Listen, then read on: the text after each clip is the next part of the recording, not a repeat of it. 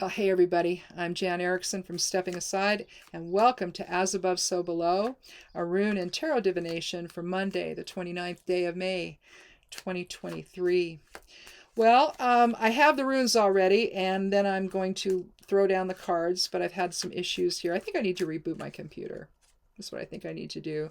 Because sometimes things get jumpy on the screen. It's like, oh no, not that again. But I really think it's because I don't reboot my computer enough, and the memory stays gone, and I don't know. Such is life. But anyway, let's go ahead and start with Othala. Othala is the Elder Futhark rune for today, the as above side of things. And it's truly an as above, so below rune. You've got Ingus on the top, which is the diamond shape. You've got the X on the bottom, which is Gebo. And you could say that, and of course, both of them are comprised solely of Kenaz. And Kenaz is the torch. It's the light of spirit. It's clarity. It's healing. It's well-being. And so all of that is coming from higher awareness. It's being expressed inward to create your life, and then expressed outward when you interact with your life. And with Gebo at the bottom, the X, that's balanced energy exchange. It's the gift. It's the gift of reciprocity. It's partnership. It's marriage. But it's basically everything in balance with one another, at least hopefully. The ego gets involved, and then it's anyone's guess. But when it's all higher awareness, that's ideally what's happened. And with Othala, it's really the Akashic record of our soul's existence and form, and how the soul was able to navigate its way and learn the lessons it wanted to learn, while the ego's trying to tug at the string, saying, hey, wait a minute, no, why don't you react over here? Why don't you get angry over here? Why don't you judge over there? And realistically, that I don't think that's the energy behind Othala. The Geomancy rune today is conjunctio. And so this is a union or agreement or harmony, unity. Looks like a little hourglass, doesn't it?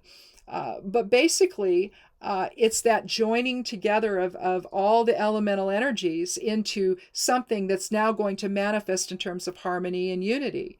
And again, when you're talking about Othala as the above side of things, what it's saying is that we're going to manifest that higher awareness into our physical lives.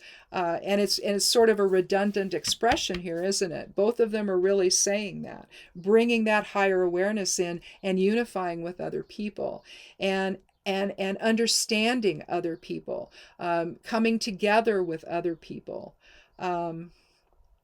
And sometimes that's hard to do, especially these days. It's a challenge. But it's part of the soul's journey into form. And we have to remember that that's really what we are, instead of, forgetting all about it and reacting all over the place to things. Because that may make coming together in some kind of collaborative way, some unified way, very difficult. So again, I think that it's saying this has got to come from higher awareness. So let's go ahead. I'm going to shuffle a little bit more here, and I'll take 3 cards, and we'll see what the details are. And hopefully it's going to line up quite well with Othala and Conjunctio. But I mean, it could be talking about today, if you have family coming over, or you're going to go somewhere where family is. We just got back. I wasn't able to do the newsletter because there just wasn't time, so I'm not going to do one this next week, and I won't send one out. But I mean, everything that's on there pretty much you can find on the blog. So the current stuff, the week ahead is up, the Exploring Tarot is up, and the daily correspondences for work and magic are up, and that's all in the newsletter. There's a couple other things in there, but I just decided that, I tried to get everything done. It's one of those things where you got to run around. We have all this watering to do, because we've got plants that are in smaller containers right now. And it's like, oh Lord, we're going to be gone for several days. Will they be alive when we get back? Well, they were. But we live in very dry conditions, and we have a lot of wind here on the high desert. And I have pea seeds in the ground, and you know, you have to water them a couple times a day just to get them to sprout. Mostly because the wind dries everything out, you know, and we can't allow that. And so again, we overwatered, and we got home and yesterday, and surprisingly things were good. So we're feeling a little bit better about it, but we worry, you know. We have all those things we have to get done, and we have we have, you know, like, I don't know how many chickens, 26 chickens or 27 chickens or something. A couple of them are roosters. But you got to get them ready for when you're gone, and all prepared. And you know, when you have 5 acres, it's kind of a lot to do just to go for a couple of days. But we got to see our grandchildren, and they're just magic. You know, they really are. So, but anyway, let me cut the deck, and I'll take the lower part, and we'll take 3 cards and see what we get. Well, we have one from each area, each grouping in the tarot. I have one. I have the Two of Pentacles. Again, Pentacles is going to align very, very well with Othala, given that it's an earth element rune too. Pentacles reflects the earth element. And again, basically the same thing as Othala, our material security, our foundation, our structure is kind of like the numerology of 4. Very similar there. But we have an interest, I'll tell you about this in a second, though I'll finish the thought. But the earth element, you know, it's about our health, our education, our money, just anything to do with our physical lives here while in the body, right? While we're in form, while we're incarnated. And then we have the Page of Cups in the center, which is from the court, the youngest member of the court. And then we have the High Priestess from Major Arcana. Now, what I was going to tell you about the presentation of this, we have a 2 and a 2 with the High Priestess and with the 2 of Pentacles. There's no numerology attached to the page. If there were, it would be an 11, which could reduce to 2, except we wouldn't, because that would be the master number 11, and so we don't do that. At least I don't. That would be for awakening and illumination and enlightenment and all of that. So it's interesting, the numerology of this and the balance that's in this reading. The balance in Othala alone, you know, where you're invoking spirit to create, to manifest, and then to express outward the same thing, the same energy there, in a really balanced fashion, can allow us then to come together in harmony and unity with others. Let's start with the 2 of Pentacles. Here we see a man standing on one foot. He's got a big hat on. It's almost like he's the juggler, right? He's juggling his life, basically. You see a lemniscate there that's containing or harnessing the power of this decision he needs to make. 2 can be about balance. It can be about decisions. It can be about love, reciprocity, harmony. But here he's turned his back to the water, to the emotions of it all. And you see the ships out there on the waves, on the big waves there. You see the dual line of demarcation here behind him there, and sort of takes him out of the emotions of something and puts him into more neutral ground. So you've got 2 different type of experiences happening on the card. And since he's turned his back to it, he's basically trying to do this with a little less emotion. Because right now there's a lot going on emotionally for him. Having to do, again, with his security. Now, when you look at the ships on the water, that could have to do with employment. It could have to do with the goods that he needs to operate his life with, waiting for that to come in. Maybe he has to make a decision about purchases or something like that. It could have something, or decisions about career. It could have something to do with that, because again, those things are involved in the earth element and in the Suit of Pentacles. So he's having to basically juggle something here. The lemniscate, though, suggests that this is a cyclical thing, that periodically you're going to have to do that in your life. You're going to have to make some decisions. You might have to juggle one thing against the other, and try to keep all the balls in the air. Well, sometimes you can be effective with that, and sometimes you can't, right? But here, he doesn't seem too concerned, although he's looking at this one in particular. So a decision needs to be made in balance, having to do anyway with his material security or physical security. So again, it could be home, career, health, education, uh, just anything having to do with your personal life, really. Then we come to the Page of Cups. Now, pages are youthful people. They can be, you can think they're boys, but very often in other decks, they're princesses. The Hermetic oriented decks will call them, like the Thoth Tarot, they'll call it a princess. And not a, and then the knight would be a prince in that case. But here we have the page, who's a youth, we'll just say a youthful individual. We won't define what the gender is. And here again, you have the same sort of picture in the background, the same sort of line of demarcation. Now the waves are a little less big than they are with the Two of Pentacles, but with Cups, this is emotions, okay? And he's getting outside of his emotions as well to make this offering. The pages are oftentimes thought to be students. They're thought to be news bearers of some kind. And here you're looking at somebody who's confident, who expresses discretion, imagination. He's intuitive. He or she is intuitive. Depending on the cards that they're paired with, it could indicate the birth of a child. So this could even be weighing out the decision to have another child. In these days, we have a lot of different issues to think about. A pandemic that's never ending, basically, because COVID's here. It's still harming people.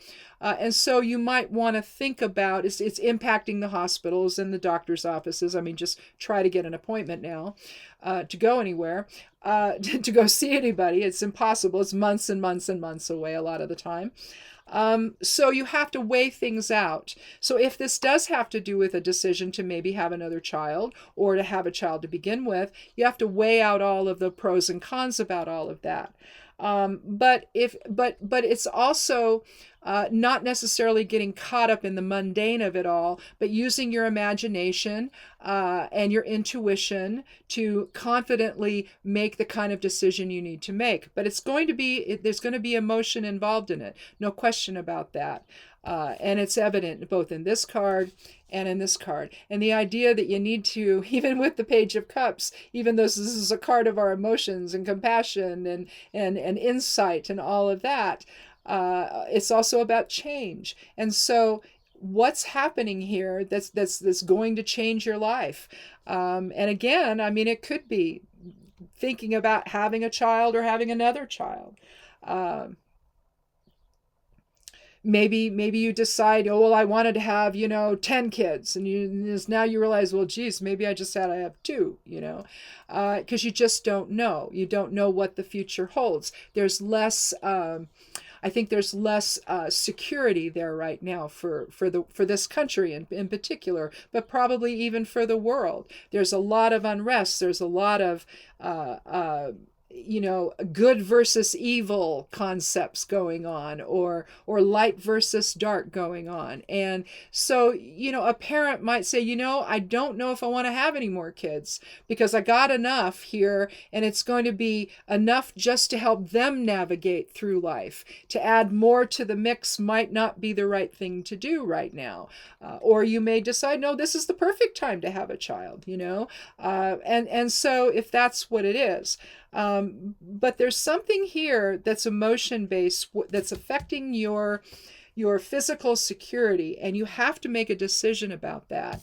Now, when you go to the High Priestess, the other card of balance here, the High Priestess, even though it's card 2, it's this triumvirate of cards when you begin the tarot, where you have the Fool and the Magician and the High Priestess. And the Fool takes the leap into form, but it's created by the Magician and the High Priestess. So just as we say that there's an as above, so below nature here to Othello, where you've got, again, Ingus, that light of spirit, compressing in and manifesting something from that higher awareness that you then express in in an integrated fashion to others in your life, in some kind of balanced energy exchange with others in your life, that's that as above, so below feeling to it, or energetic expression between the two.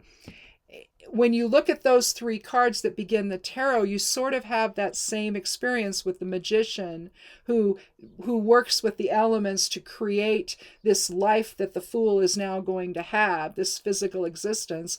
But the high priestess deals with the subconscious and intuition and that level of things. So it's the divine feminine. It's the inner wisdom that we have, revelation, compassion, dreams, change, alignment. And alignment, again, you see the two pillars here. I think it's pronounced Boaz and Yakim. They're the pillars of Solomon going into the temple. And behind her, you can't see all of it. And these look like pomegranates, but I don't know for certain. I've seen some interpretations of it say they're pomegranates, and that's generally how I see them.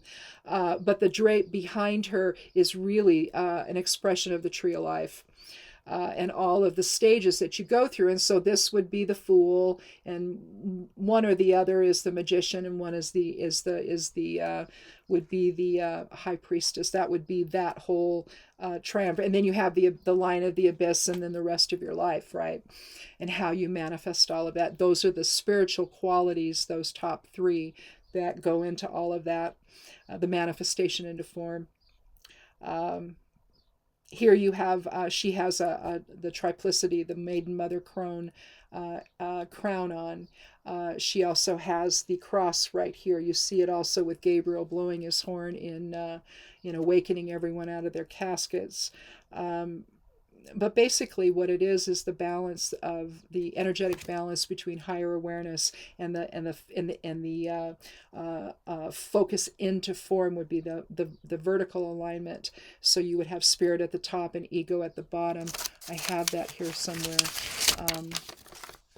Let's see what I've done with it. I reorganized some of this. Oh, there it is.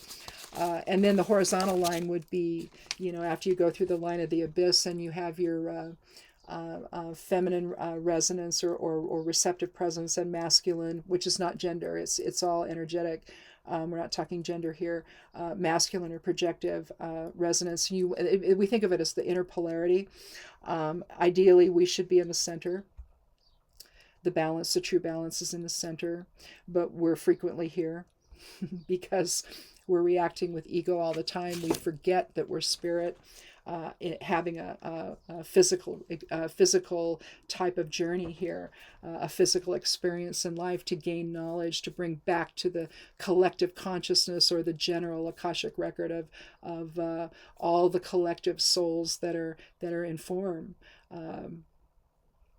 And so, but let me go back to this now. Here we have the maiden moon, so there's something new going on here. It's the new beginnings of it all, of understanding that, there's really an inner awareness there that whatever is happening between the two of Pentacles and the Page of Cups, whatever that is for you, that there's an inner balance that has to be struck. Before that conjunctio aspect can happen, I think, coming together in some kind of shared understanding. When you're weighing things out, no matter what it's about, I've just sort of, kind of stuck on just the decision to have a child because it's an easy one, right? But it could have something to do with other aspects of your life where you're having to weigh out a decision here today or over the next few days, or maybe you've been dealing with it for a while, trying to figure out what you need to do. But with both cards, the two and the page, with each one talking about or having the same sort of water in the background and the line of demarcation in both of them, there's an element of emotion there that, clearly, whatever the situation is, it's emotional for you. And you have to step away from it and turn your back to those emotions. We see it in the Two of Swords as well, where the woman is sitting on a stone bench, with her arms crossed with swords, a sword in each hand, and she's having to weigh out some kind of decision. She's got a blindfold on, so she has to do it dispassionately. We had that in Thursday's reading. We had the Two of Swords, and in fact, I titled the reading "Dispassionate Decisions," and there we had the Two of Swords, the King of Swords, and the Nine of Pentacles, along with Hagalaz for the rune and Populus. So Populus, in a way, is similar in energy to Conjunctio, although Populus is probably a little more passive. With Conjunctio, there's a little more active coming together. But it's that shared experience, ultimately, through higher awareness, you can come together in some kind of shared understanding of what you need to do here. That's being talked about with the Two of Pentacles. And again, with two happening on both the High Priestess and the Two of Pentacles, whatever the message of the Page of Cups is, whether it's reminding us to be more compassionate to one another, it could be something like that. To maybe be a little more discreet in how we express ourselves, to avoid blaming others. In other words, it doesn't have to get all loud and obnoxious between you and somebody else, or you and other people, if it's not just one other person. But really, the ships on the water really shows the up and down aspect of life. And so a decision affecting your home, your material security, your career, anything like that could need to be made. And it can be a very emotional thing. Part of the water element is also change. So clearly something is going to change with this water in the background. And the High Priestess is just somebody who is saying, you have some inner wisdom to draw from. You have some intuition to draw from. Be alert to something that might reveal itself subconsciously. If someone wants you to do something that you're not ready to do, back to the idea of having a child, you could have one prospective parent or parent, existing parent, who wants to do this, but the other one just doesn't know that they can afford to do it.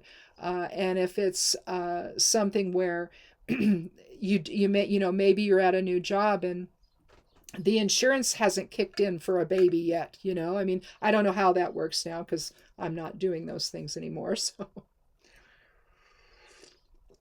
But and I also don't know with the ACA how that works, but maybe you have coverage right away. But I know when we were having kids, if I was to change a job or something, the insurance I got might not kick in for a baby for 6 months or so, or 90 days or whatever it is. And so you have to weigh things out very carefully.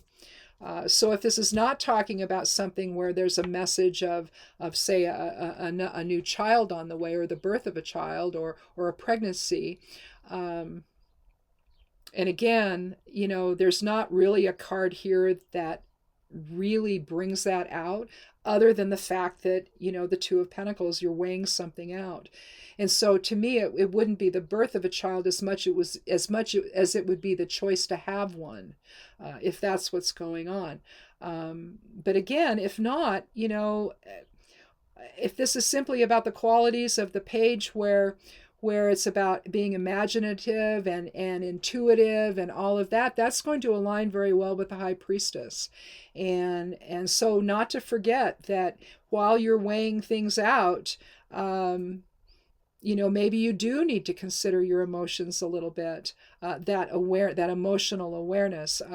If you're empathic at all, you know what I'm talking about, where where something isn't right, something doesn't feel right, and because you're picking up on the emotions of other people as well.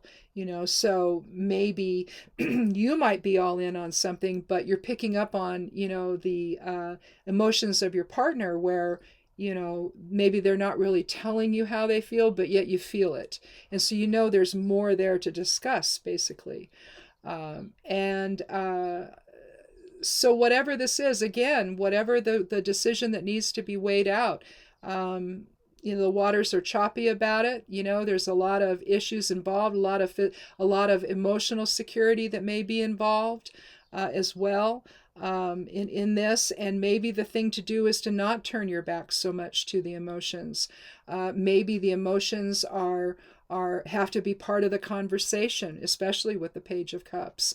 But if not, then I think it's probably suggesting that empathic awareness, if you are like that, like I am, where you know something is off, and if you're intuitive as well, it's kind of covering both bases. I'll know both, and so it's like, well, okay, I know I'm not having an honest conversation here with this person because there's things they're not sharing, and they're saying one thing but they're really feeling another, or there's something else going on here, and so for both things, I think when you're weighing out something here, um, especially if there's an emotional component to it, don't disregard any empathic awareness you might have, and don't disregard or discount any intuitive hits that you get off of it, and just be upfront about it and say, but it feels to me like maybe you might not be on the same page with me about this, and so we need to talk about that. If that's true, that's okay. I'm fine with that. We just need to talk about it because that's part of the weighing out process here, I think. um, if this were the two of cup or two of swords instead of the Page of Cups next to this, then I would definitely say, yeah, keep the emotion out of it. But I don't know about that in this. I think that maybe the emotion is necessary, because if your heart's not in something, or if you've got some fear about something, that needs to come out. It needs to be part of the decision making process, and not just have it be purely objective in nature. Because especially if it's about having another child, that's not. I mean, you got to consider all angles, right? But you got to be emotionally ready for it. You've got to be. If you've got other children, you've got to weigh all of that out, and because it's affecting your home life. Um, so this is an interesting reading. I like the balance part of it. I think it matches the Othala, and the idea of inner wisdom coming in, and higher self coming in, and manifesting what it is that you want, and then expressing it, that same energy outward, in a way that's compassionate and loving and kind and respectful of boundaries, and in a balanced way. Balance is we've got it with this, we've got it with conjunctio, and we've got it with both the Two of Pentacles and the High Priestess. Balance is screaming out at this here. So again, seeing all sides of the issue, but particular focus on how you feel about it. Seems to be just as important as how it's going to impact the family, or how it's going to impact your material security. Do you have enough money to make the decision you want to make? In other words, do you have enough money coming in to support the child, or to support something new that you want to do, whether it's a child or not? It could just be somebody new. Maybe it's maybe you want to go back to college or something. So that could be something that's you've got to weigh it all out. How is that going to impact your family life? Will you have enough to be able to do that and work, or do you need to stop working so you can do that? Are there funds to make that happen, so that you can so your family life is secure if you have a family? Or can you pay your rent or your house payment if you're living alone and you choose to, and there's a change in your lifestyle, where you want to go back to school and maybe get a higher degree or something, whatever it is. Or maybe you need to take another job. You want to pursue another job and maybe a new career, and you're weighing out the impact that's going to have. And if you are living with someone, if you're in a family setting, you have a partner, you have kids, whatever, you can't just go and do those things that you want to do without there being some kind of an impact on them. And typically emotions get really high during those times, where one parent, one partner is having to shoulder the burden of the house and the kids and everything, while the other person is, off going to school somewhere every day. And then they've got to study at night. They're just not present enough. They're there, but they're not. And their focus is not, because they're trying to accomplish something. And they're doing it on behalf of the family, very likely to improve the way of life, but at the same time, it can be very difficult and emotional. So, but again, I think that with this, whatever this decision is that needs to be made here, having to do with your material existence, your physical life, I don't know that turning your back to the emotions of it is necessarily the right thing to do. I think it's probably a component of it, and you're going to have to be considering that when you're weighing it all out. And using your empathic awareness and your intuition.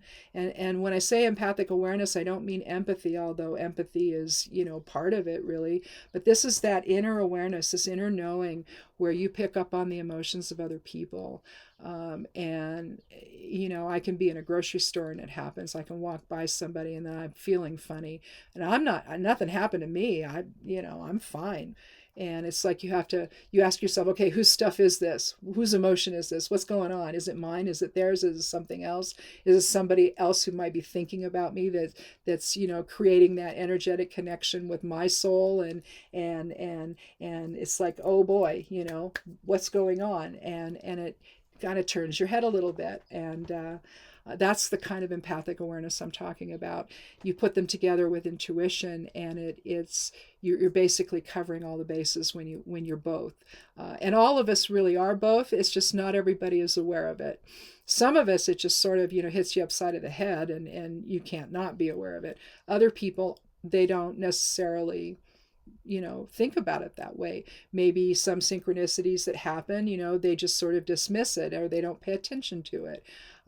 But if you start paying attention to it, then all of a sudden it opens those doors, and maybe you realize you're more empathic or intuitive than you realized. And I really think that those are valuable tools that we have to understand the truth of something. And when you're weighing something out, I don't know how. I mean, in our house, it's how we do it, because, my husband lives with me, and what choice does he have? And so it's just something. It's like, no, this doesn't feel right to me, and I don't think we should do this. Something's going to happen. I don't know what this is, but this doesn't feel right to me. So can we talk about this a little more, and maybe find another solution or another choice we can make, because this doesn't feel right to me.